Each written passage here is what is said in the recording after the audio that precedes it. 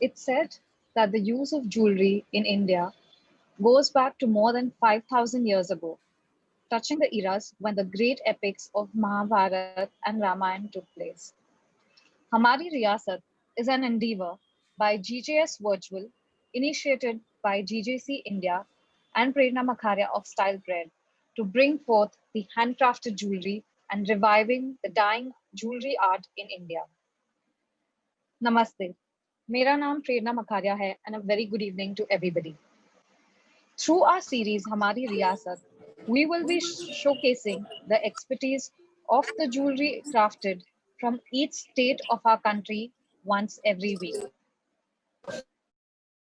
After knowing about the jewelry from Rajasthan in North India, we move to the south of India, a state called Karnataka in our country. Our guest for today is Chaitanya Cotha, director of C Jewelers, where he handles sales, expansion, and e-commerce of the business. Chaitanya is also a certified gemologist from GIA with many other degrees from there. So let's hear it all about the jewelry from Karnataka from Chaitanya. Hi Chaitanya, are you online?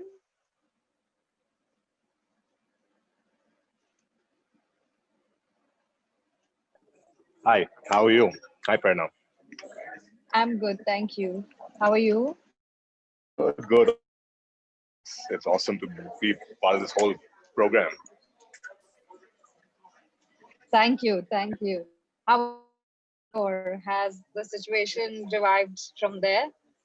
Good, good. Actually, Bangalore's quite good, actually. We're almost back to how things used to be. So yeah, it's fun. I mean, Oh, that's Bangalore's is fantastic. Bangalore, so it's good. That's great to hear. So Chaitanya, tell me a little about you. You know, your background and your history. I mean, I know your family has been into the jewelry industry for years, rather generations.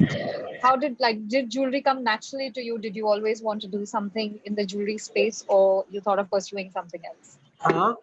So, so actually, the funny thing is that when I was studying abroad, my family never asked me to come back home, actually. So I worked in a bank, I worked in real estate, I explored I'm a able lot to of hear you, Chaitanya. things in the world.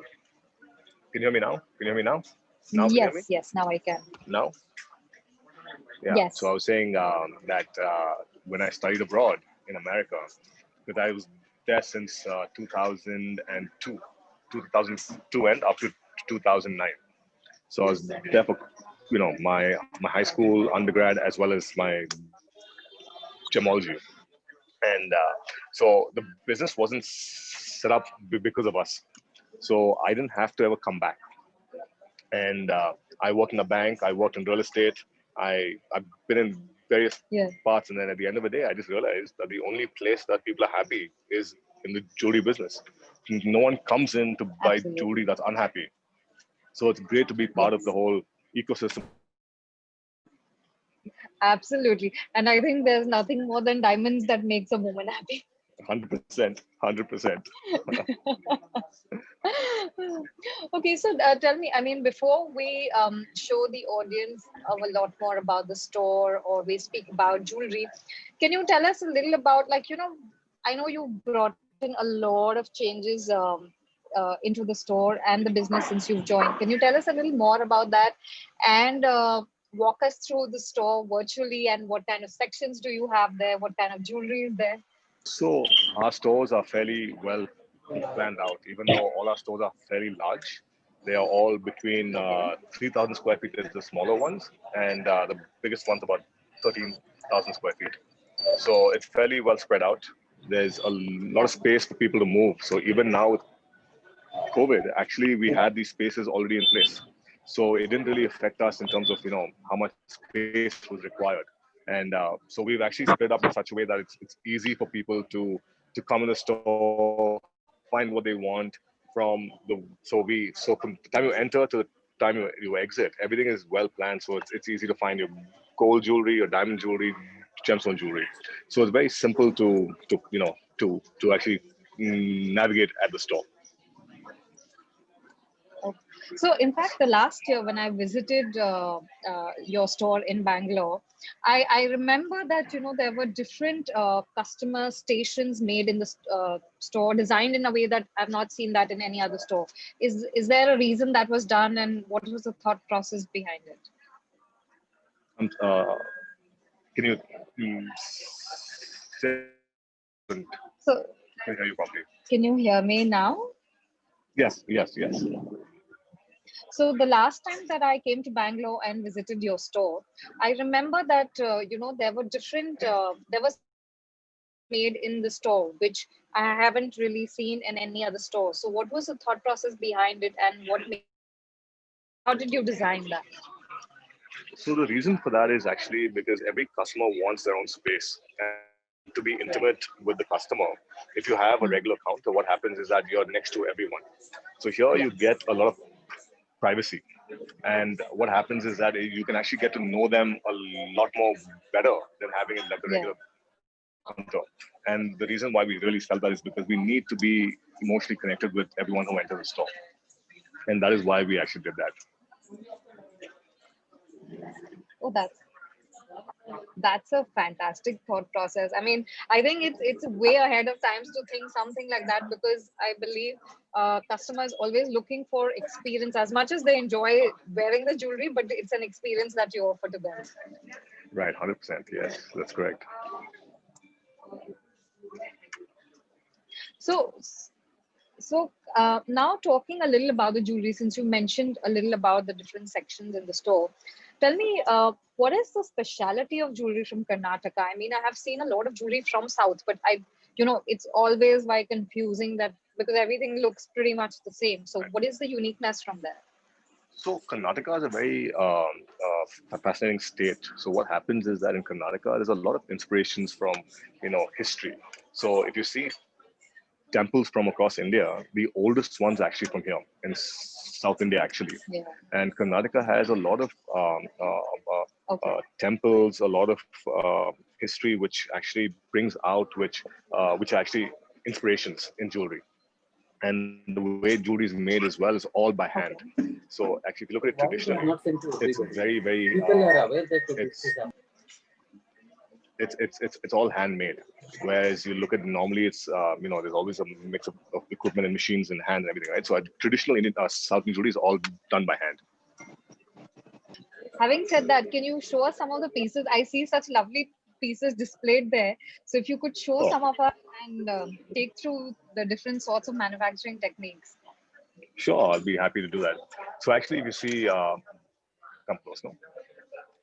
So if you look at this, what we have here, this is a traditional mango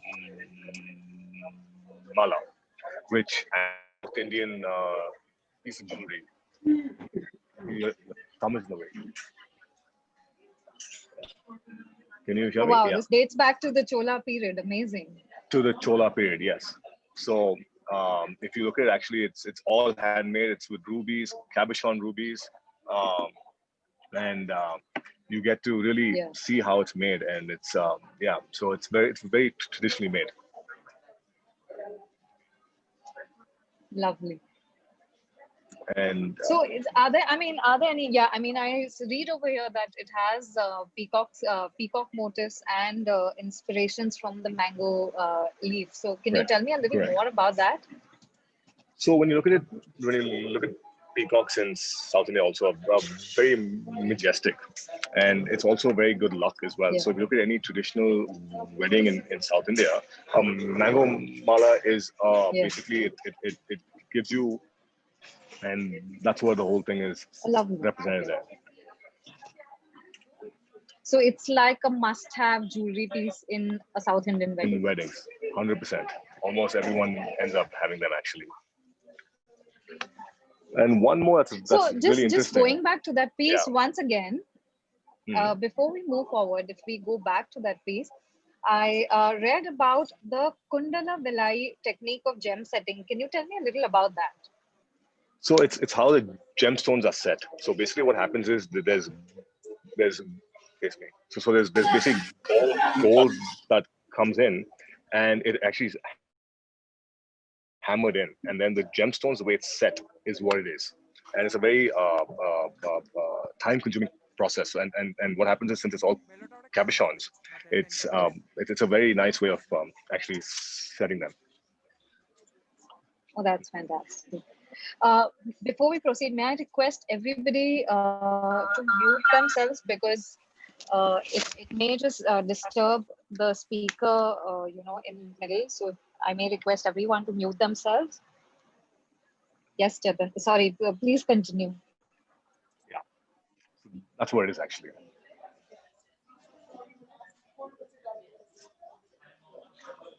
Sorry, can you repeat? Yeah, so it's basically how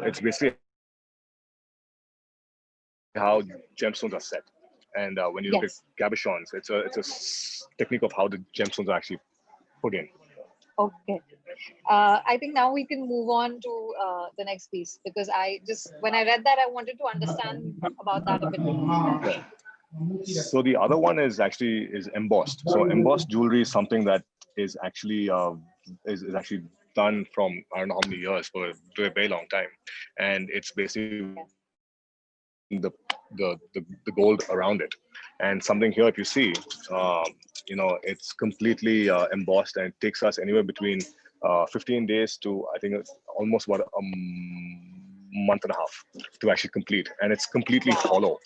So it's completely hollow. If you see, it's not heavy at all.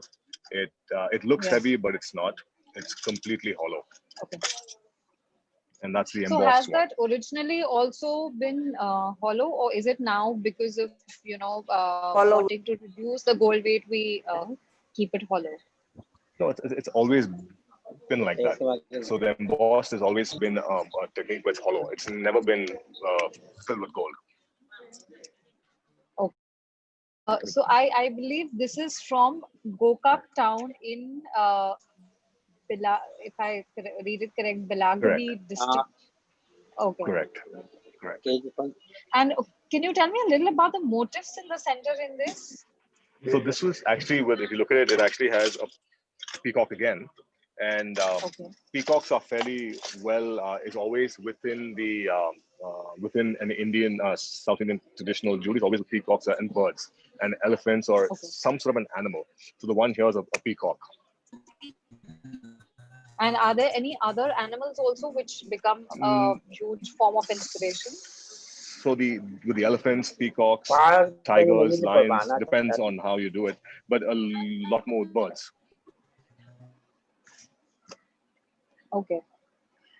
May I request everyone to please mute themselves, because we are getting some sort of disturbance in between the session. So this, I read that the jewelry made reflects the culture of North Karnataka and South Maharashtra. So even Maharashtra has an influence on this sort of jewelry. It does, yes, because it's just inspirations that happen from there. And if you look at history, we've always been from there. And then a lot of techniques again that people who come from North India that's why. Lovely. What do we have next in store? The next one is something that I really think is really nice, which is a Gandaberunda.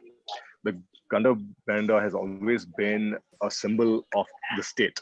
Where if you look at any royal family, has always had the Gandaberunda as part of their emblem. And something that we've done always is, when we've been the assigned jewelers for so many royal families across India, we would make tons of Gandaberundas for the family in Mysore, the royal family of, and we would do everything for them, from their cutlery to their plates to their forks to their knives, everything. And the Gandaberunda has been a symbolic aspect of the state, actually. Okay. Yeah. Perfect. So this is actually, there is a state which is by this name, right? If I'm correct. No. So the royal families that were in Karnataka, the Gandaberunda is the logo for that. We use that as the emblem. Official state emblem. Sorry, emblem. I Correct. just correct. I misread it. Correct. Correct. Okay, yeah, now I get it. I mean, that's what I have actually seen this motif a lot of times in a lot of jewelry and some of the artifacts also that I've seen from Karnataka have this bird a lot of times. Right, that's correct. Okay. So what do we have next? And are these with emeralds? The mala is with So emerald this is all beads. with emeralds, with emeralds and studded in diamonds. So these are all Oh, actual lovely. Those are full emeralds, cut diamonds. full cut diamonds. Yes, that's correct. Lovely. So what do we have next in store? Let's see what's up next. So The I think next this in is a fact becomes a Kasu big Mala.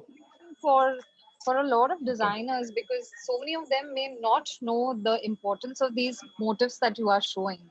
For them, I think Right, when people think of birds, all they think is of peacock and parrots. correct.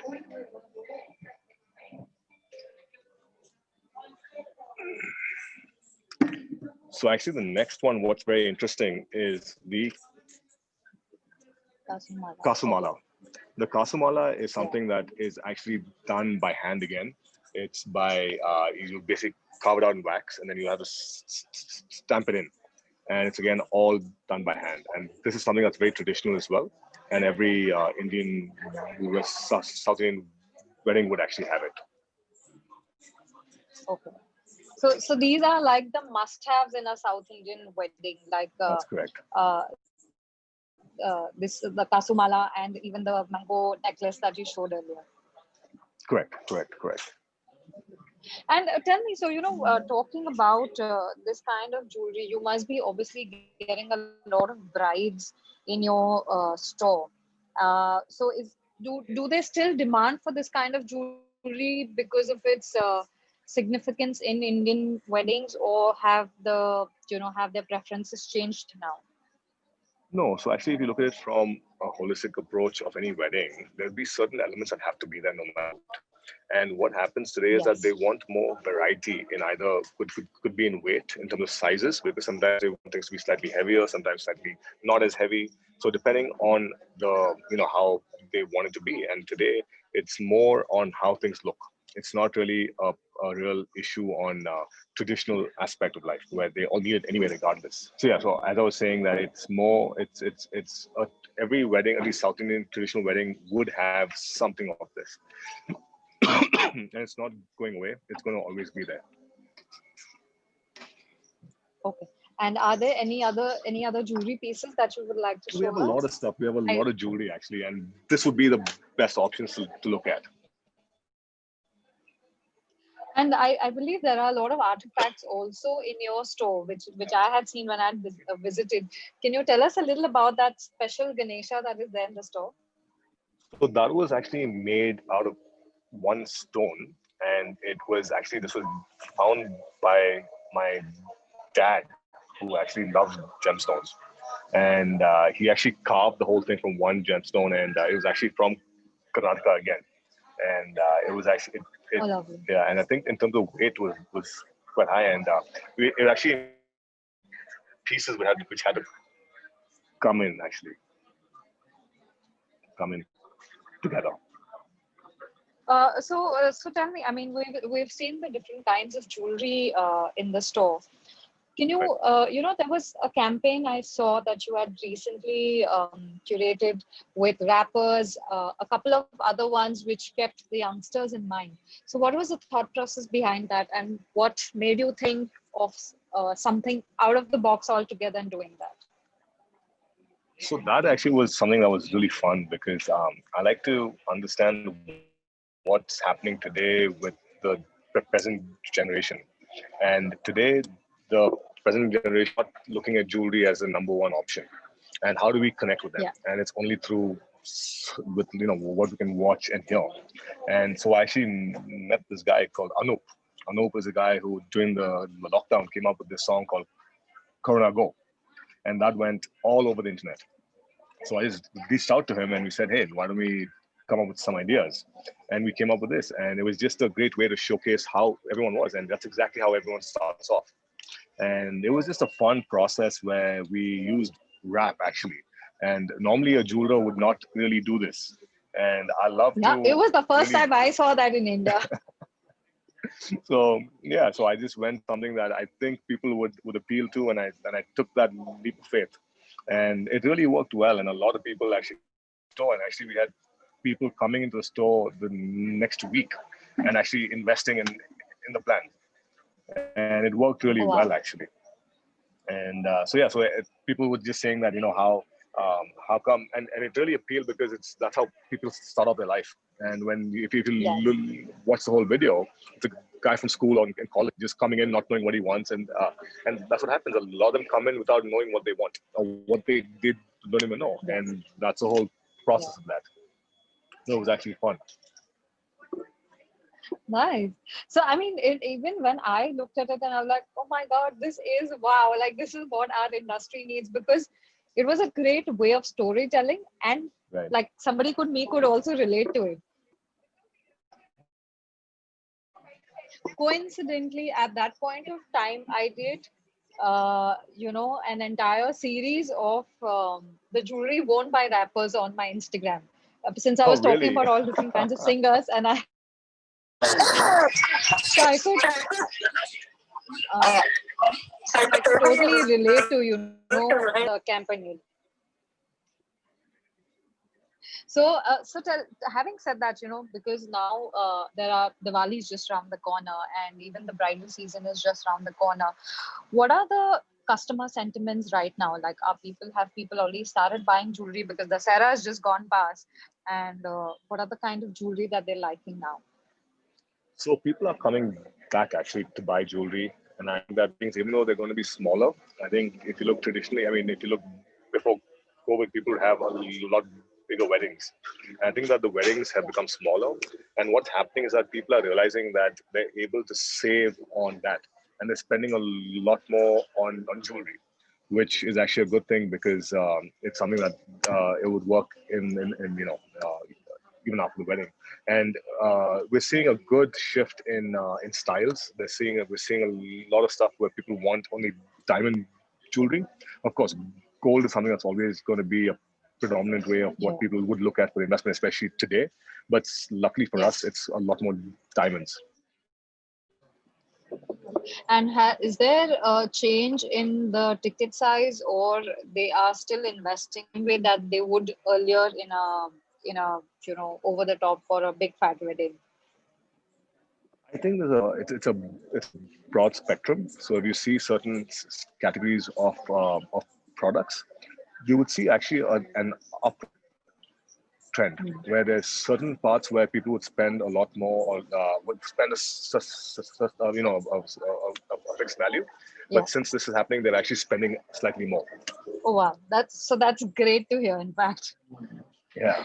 I think also what I understand is for them, jewelry, they have kind of understood the importance of, maybe if they have a little jewelry, but the importance of having great jewelry. So that Right. mindset is changed with the millennials.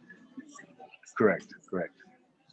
And there was another campaign that you did, which spoke about transformable jewelry. So having said that, can we know a little more about the trends as to what trends are working now in the jewelry space?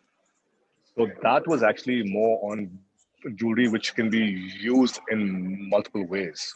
And the reason why we came up with this idea was that we saw a lot of people who would be at work and who don't have time to actually go back home and change. So what happened was we said, how had. So if you watch the video, Yes. there's a part where they use a bangle which goes into the hoop of the earring and becomes a Yeah. bigger earring, which honestly was quite a simple idea thought of. And so that's why we did that, and it's more from a easy, fun, functional aspect. Lovely. So, I mean, we've just spoken about different kinds of jewelry. We've spoken about trends. Uh, I would like to come back to the question of reason why South Indian weddings have a lot of gold jewelry. Because I mean, we see a lot of diamond jewelry in other weddings or from different states. What is the significance of having a lot of gold jewelry in South Indian wedding? So if you look at traditionally in any family, always a good investment is gold. And today, every family would like to put away every month something into that. The more gold you have, the better it is, obviously, right? And it's fantastic for us also. Yeah. And so, yeah, so it's traditionally that just because of the investment aspect. Oh, that I mean, yeah, I mean, now people do realize that it's not gold in India has always had that emotion of also an investment than just being jewelry. Correct. Uh, Correct. Exactly. Unlike internationally, people also think of it as an emotion for jewelry, but just not investment. So Correct. before we go into the audience Q&A, my last question is, as a retailer, the platform that is just launched by GJC, which is called GJS Virtual. Uh, as a retailer, how would a platform like this be beneficial for you? Because we are all in the digital era now. So what is your take on that? I think it's a great platform because I think the stuff you're doing right now, it's nice to interact in this way, and I think that having more, uh, things on fashion would be really cool, and that would help us as well to understand what's happening outside the jewelry business.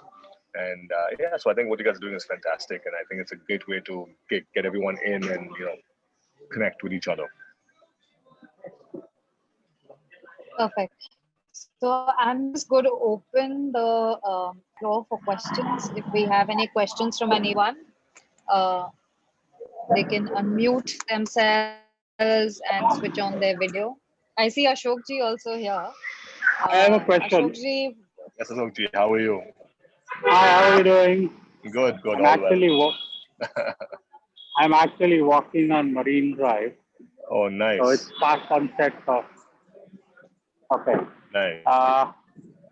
you guys are a lot about the past, the present, and the future. You have a whole history.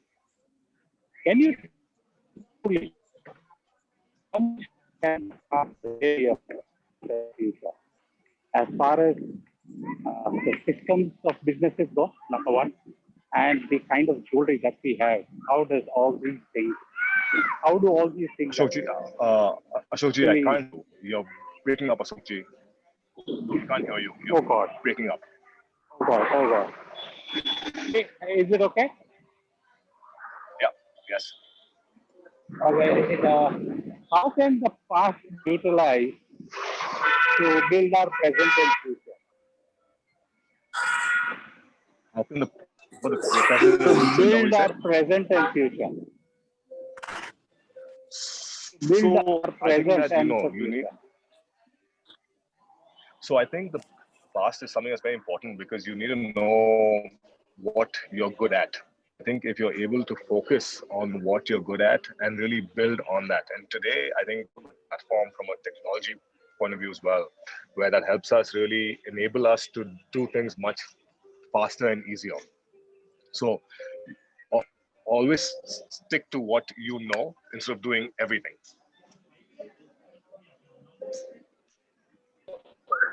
Okay, got it. Was that what you were trying to ask? Yeah, yeah, thank you, got it. Chaitanya. Thank you. So I am. Does anybody have any other questions for Chaitanya? So you can unmute yourself and switch on your camera. I think pretty much understood, Chaitanya, what you tried to convey to us. So far, we have no question. So I would like to thank you for all your time and showing us such wonderful jewelry and taking us through the history of jewelry from Karnataka. If there's anything more that you would like to add, please feel free to do so. Thank you again for having me on this, and it's really awesome to be part of this whole thing. But thank you again. Thank you very much. Thank you. Thank you. Thank you. Okay. Thank you. Thank you. Thank you, everyone, for all your time. And we will be back again next week talking about jewelry from another state. So stay tuned as we'll keep you updated on Thank this. you. Thank you. Bye.